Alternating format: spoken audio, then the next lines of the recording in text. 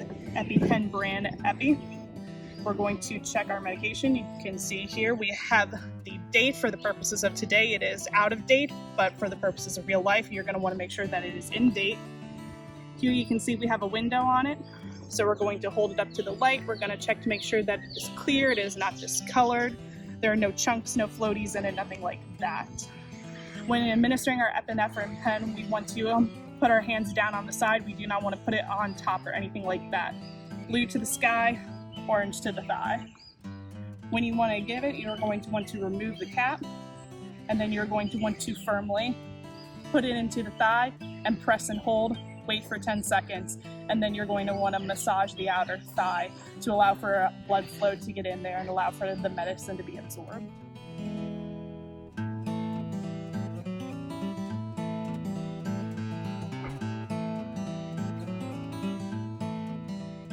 In wilderness context, in cases in which you might need to give more than one dose of Epi, after you've administered your EpiPen and you're no longer able to access any more, there are ways in which you can access others. Again, this is only for in the cases of a wilderness context in which you might be days, if not longer, away from reaching help and reaching rescue.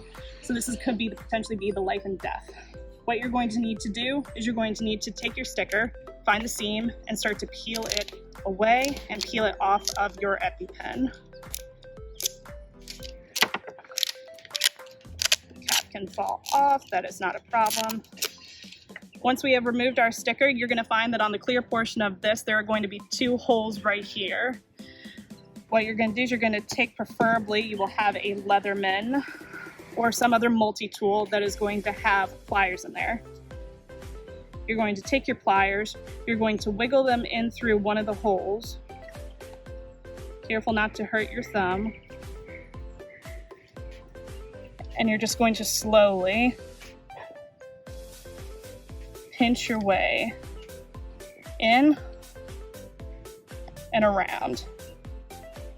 Now I'm going for this upper hole here because, as you can see, there's a little bit of a separation between parts.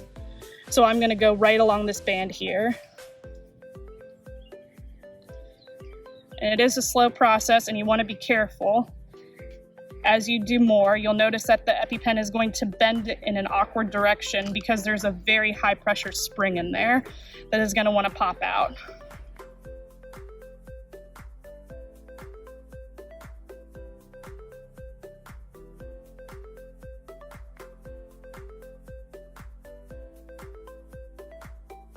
See our EpiPen there? It's beginning to snap. It's even broken a little bit on its own.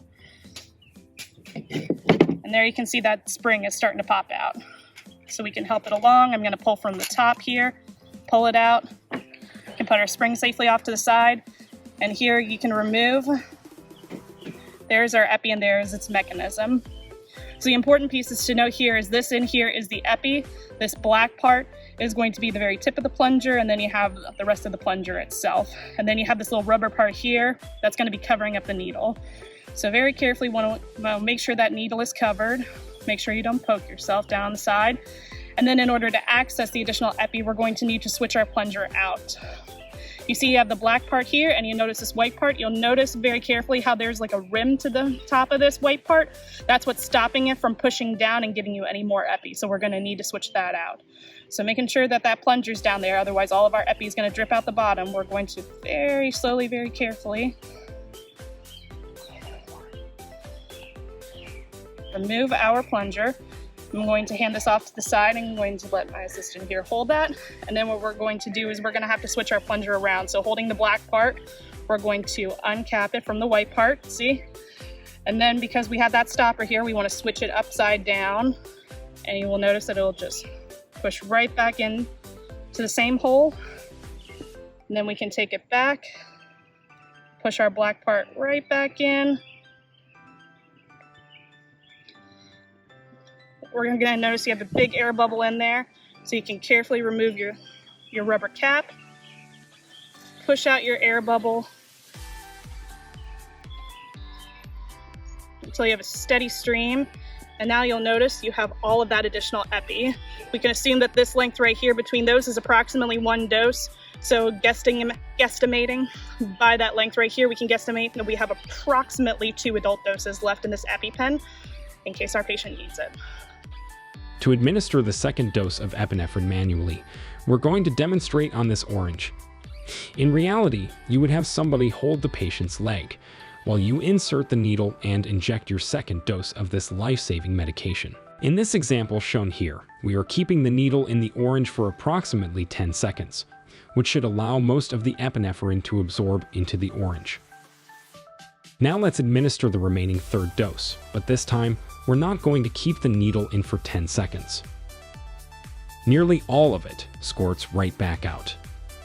This goes to show why it's so important to keep the needle in for long enough to allow the medication to get absorbed into the tissue.